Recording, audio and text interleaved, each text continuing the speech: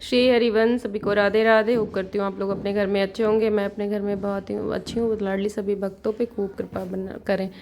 तो हमारा यहाँ हवन वगैरह तो हो गया, क्योंकि मेरा नवरात्र का व्रत था। तो मैं यहाँ पे, क्योंकि आज अष्टमी और नवमी दोनों है, तो मैं यहाँ पे हलवा बना रही हूँ। हमारे यहाँ तो माता रानी को भोग में हलवा और पूड़ी और काले चने लगते हैं।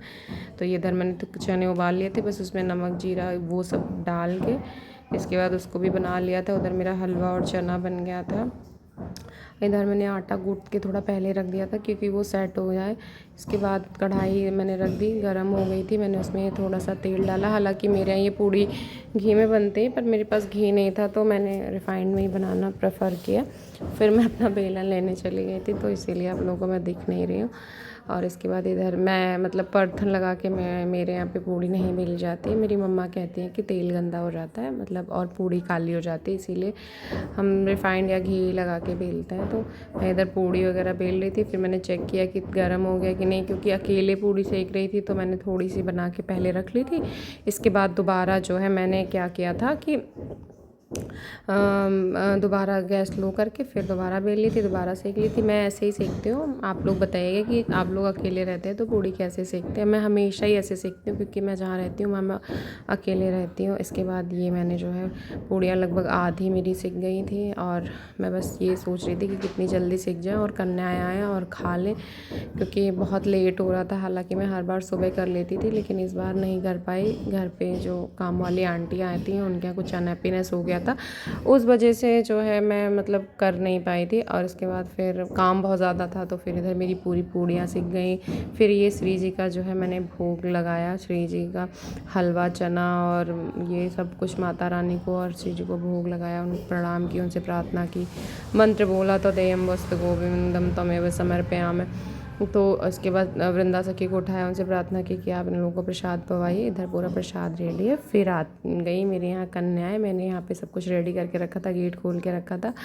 इतना सुंदर लगता है ना। हम लोग भी छोटे छोटे थे तो जाया करते थे। इसके बाद यहाँ मेरे यहाँ पे एक रिचुअल है कि चाहे कन्याएँ आएँ या बुआ आएँ या दीदी है, आपके घर में कोई भी लड़की आती है, तो अगर घर की बहू है तो बहू, अगर बेटी है तो बेटी, मतलब थाली में पानी लेके उसका पैर जरूर धुलती है। तो ये रिचुअल मुझे बहुत अच्छा लगता है। किसी को इससे ज़्यादा सम्मान देना हो तो क्या है। मतलब आजकल के लोग थोड़ा सा इस चीज़ को कहते हैं, अरे मैं किसी के गंदे पैर क्यों छूऊं, लेकिन एक बार छू के देखिए, इतना प्राउड फीलिंग है ना कि आप मतलब सोच भी नहीं सकते। मैंने सब बच्चों के पैर धुले और पोंछे।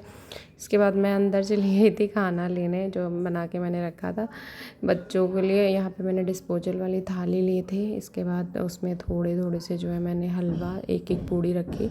बच्चे खाते नहीं। आप लोगों के यहाँ क्या बनता है? मतलब मेरे यहाँ तो बनता है, बहुत सारे लोग के यहाँ दही जलेबी या कुछ भी, बट मुझे ऐसा लगता है कि आप घर में जो चीज़ें बनाते हैं वो ज़्यादा शुद्ध होती हैं, भगवान उससे ज़्यादा प्रसन्न होते हैं। मैं कोई भी प्रसाद हुआ, कुछ भी हुआ, सब कुछ मैं घर में बना के ही पवाती हूँ। जब आप किसी चीज़ में मेहनत नहीं करेंगे तो उस चीज़ का रिज़ल्ट भी तो बिल्कुल वैसा ही होगा। और आप लोग मेरे पैर में अगर रंग देख रहे हैं तो मैं क्योंकि यूपी से हूँ और मेरे यहाँ ब्राह्मण परिवार से हूँ, तो ये रिचुअल है कि आप कोई भी पूजा पाठ कथा हवन कुछ भी करते हैं तो आपका जो पैर है वो रंगा होना चाहिए, मतलब ऐसी मान्यता है। तो इसीलिए सुबह हवन मतलब कराने से पहले मैंने अपना जो पैर था वो अच्छे से मतलब कलर कर लिया था। और यहाँ पे बच्चे सब लोग खा रहे थे। फिर सब खा ही रहे थे, तो मैंने सबको थोड़ा थोड़ा पानी दिया। बच्चे खाते कहाँ हैं, क्योंकि उनको तो मतलब बस खाली चखना होता है।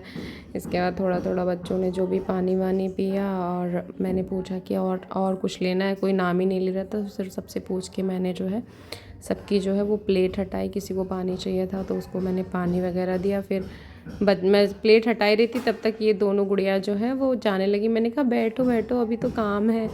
फिर बड़ी मतलब कहने पर मतलब मैंने बैठाया, क्योंकि मैं पानी रखा हुआ था, तो मैंने सोचा ग्लास वगैरह हटा देती हूँ, इसके बाद मतलब करती हूँ, क्योंकि पानी बच्चे हैं तो गिर जाएगा और फिर बच्चे एम्बैरेसिंग रोने जैसी शक्ल हो जाती है। हम लोगों के साथ भी ऐसा होता था। मेरे साथ तो मेरा अक्सर पोपट होता था। मैं कहीं कुछ खाने जाती थी, या तो मेरा खाना गिर जाता था या तो पानी गिर जाता था। अब मैं बड़ी हो गई हूँ तो अब तो खैर नहीं, अभी भी कभी कभी मुझसे गिर ही जाता है। फिर मैं गई टीका लेने अंदर से, मैंने टीका लिया। यहाँ पे बच्चे सब एक दूसरे का पैसा देख रहे थे। मैं तो ब्लॉग एडिट कर रही थी, तब जान पाई कि बच्चे जो है एक दूसरे का पैसा देख रहे हैं, क्योंकि बचपन में हम लोग भी यही करते थे। मेरे यहाँ पीले वाले सिंदूर का जो है वो टीका लगाया जाता है। मैंने ये सब टीका वगैरह लगाया। लगाने के बाद इन लोगों से आशीर्वाद लिया। आशीर्वाद जो है थोड़ा सा जो भी मेरे पास दक्षिणा था वो दक्षिणा दिया और आशीर्वाद लिया। और इनसे माता रानी से मैं यही प्रार्थना करती हूँ कि वो जब तक मैं जीऊँ, मेरे तन में सांस है, मुझे सेवा का मौका हमेशा श्री जी मेरी देती रहे। मैंने तो बहुत ज़्यादा पैसे नहीं, 10-10 रुपए ही दिए थे। मैं झूठ क्यों बोलूँ, क्योंकि अभी मैं कुछ करती नहीं हूँ, तो मेरी मतलब जितनी आस्था है उतना ही मैं कर सकती हूँ। बाकी सबकी जिसके पास भगवान जी ने ज़्यादा दिया है वो ज़्यादा भी दे सकता है, क्योंकि आपकी आस्था के ऊपर है। 10 रुपये तो खैर बहुत कम है, पर फिर भी देखते हैं अगली बारी तक अगर श्री जी कुछ कृपा करती हैं, कुछ होता है। यहाँ बच्चों को मैंने आशीर्वाद लिया और उनको बाय बोला। बच्चे सब जा रहे थे। बहुत अच्छा लगता है जब ये लोग आते हैं यहाँ। फिर मैंने सोचा कि फ्रंट कैमरा आप लोगों को बोल दूँ। Thank you for watching my video. Video अच्छा लगा तो like share and subscribe. Radhe Radhe.